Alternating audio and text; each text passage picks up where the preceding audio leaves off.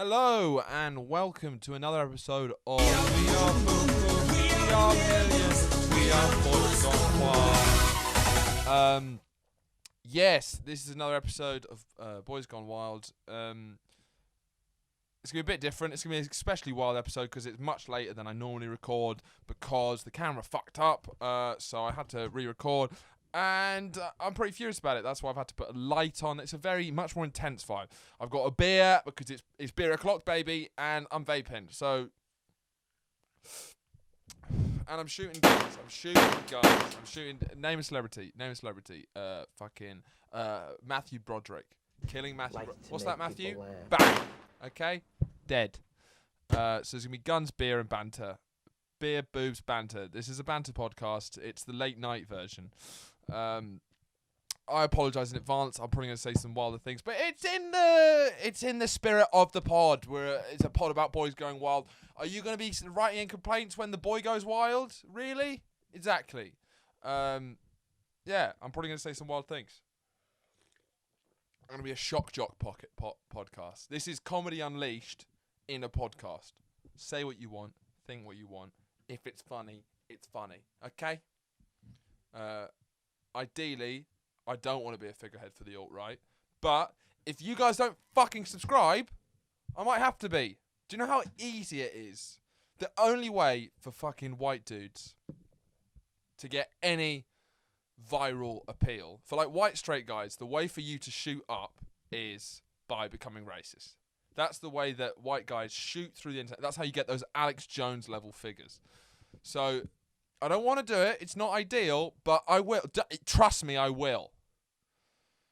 People have been pissing me off a little bit. People have been pissing me off about because there's been some comedians who are like complaining about people posting content too much, and I've never really understood the complaint about content when it's like, we don't even know if there's going to be an industry when we get back.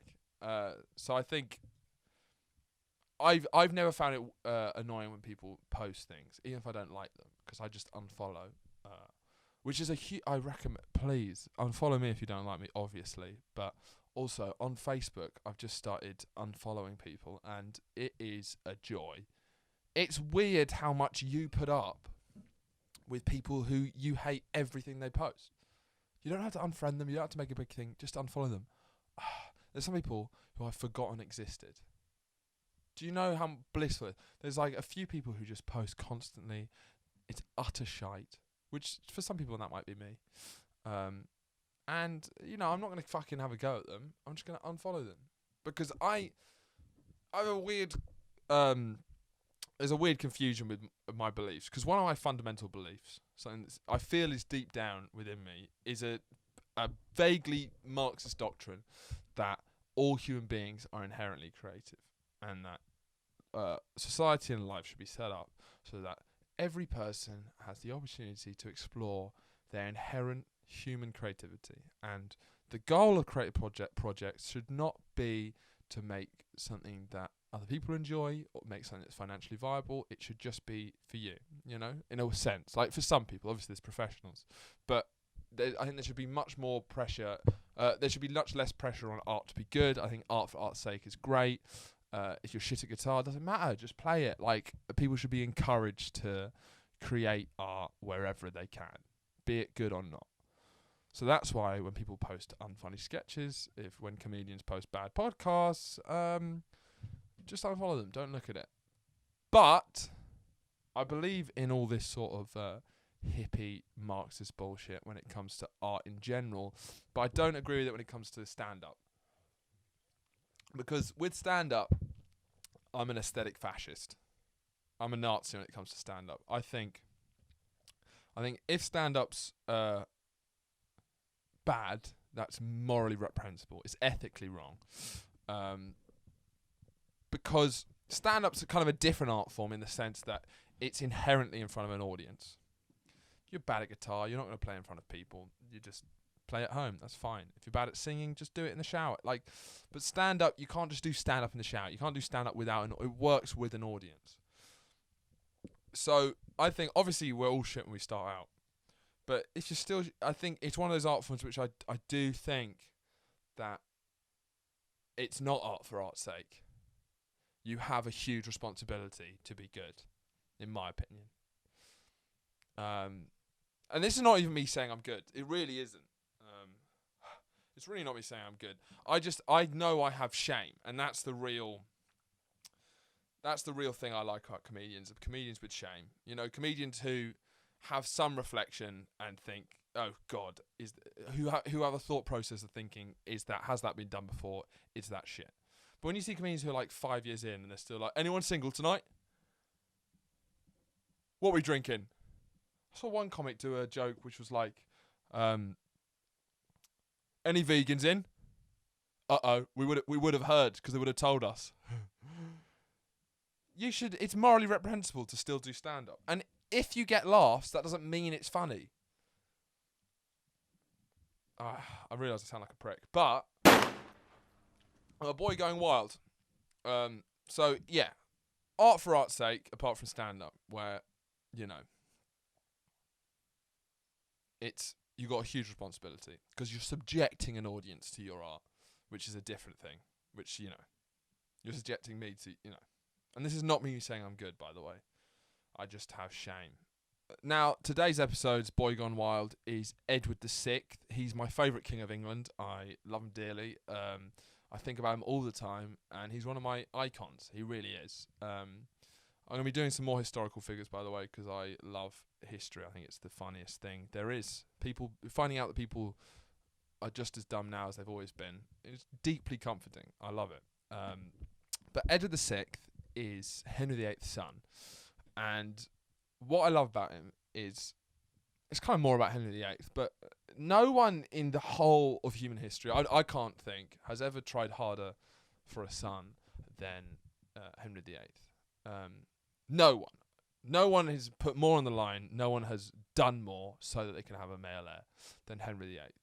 Think about it. He was married to Catherine of Aragon, his first wife, for 20 years. She gave him 6 miscarriages and a daughter. So he's livid. He's like, that's no good. I want a son. I'm a guy's guy. I'm a boy's boy. I want a boy to go wild. I need a son. Fuck daughters. I want a son. So he's like, right, babe, we're getting a divorce. Hold up. You're Catholic. You're not allowed to get a divorce. That's literally illegal. So what does Henry VIII do? And this is what I respect about him. He's got big dick energy. He's like, well, we're not Catholic anymore. How about that? Oh, yeah? Oh, is it only Catholic? Well, how about this? I'm not a Catholic anymore. Bang, like that. Imagine how shit Catherine of Aragon must have felt. That her husband wanted to leave her so bad that he changed the entire religion of the country. That might be the single biggest change this country's ever had. It's bigger than Brexit. The break from Rome has changed the courses of all our lives inexplicably. And it's all because Henry wanted a son. So he splits from Rome, even though, think about the amount of shit that's going to cause. He stops us being a Catholic country, become Protestant. He doesn't really give a shit. He just wants a son. Okay? So he remarries. Fine, he's done. That's probably, you think about hard divorces. You see Marriage Story, you've seen Kramer versus Kramer. Henry VIII, that is a lot of paperwork. Okay? That's a very emotionally draining divorce settlement. He finally remarries. Anne Boleyn. Proper fitty. Apparently. What happened? She gives him 4 miscarriages and another fucking daughter. He is absolutely livid. So what does my boy Henry do? I mean, to be honest, if I'd change the religion of this country, I'm not going to stop till I get a son. So it might seem a bit excessive what he did, but I kind of respect it. He accused her of sleeping with her brother and then executed her. Fair play. He wants a son. Okay? Marries again. Jane Seymour. I think it's Jane Seymour. She finally gives him a son. She dies in childbirth, sure. But at this stage, that's the least of his worries. He's got his son, his boy, his male heir. The person who's going to carry on the Tudor dynasty. He's going to carry on what he started. He's going to take his kingdom and give it to his boy, Edward VI. And then why I love Edward VI is because all Edward VI did was make it to the age of 14 and then die of a cold. I love it. All Edward VI did, ultimately was die. He was the shittest king ever. But he was the shittest king who was the hardest, who no one had worked harder to make him king. And he just fucked it. So even when I think I'm being a shit son, disappointing, I'm like, didn't fucking like you, boy. And that's why he's a legend. I have a picture on my wall because I'm like, you're my hero. Shouts out to Edward VI. He's a BGW OG. Him and Bernie Sanders, they're going up on the wall. BGW OGs. Absolutely love him. Cool. This is the end of the episode. Comment down below if you want to see any other me do any episodes or anything else, and subscribe for fuck's sake. Like I'm not a parent. I'm not going to tell you what to do, but it's embarrassing how few subscribers I have. And it doesn't hurt you to subscribe, but it helps me a lot. Because I don't want to be posting on Instagram every day saying I've got a new episode out. So just subscribe, okay? And like, I'm not angry now. It's fine. It's chill. But I will be, okay? I'm going to get... If I don't reach 100 in the next 20 minutes... No, if I don't reach 100, I'm going to get furious. But yes. Thank you. And good morning, I guess. Depends when you're watching.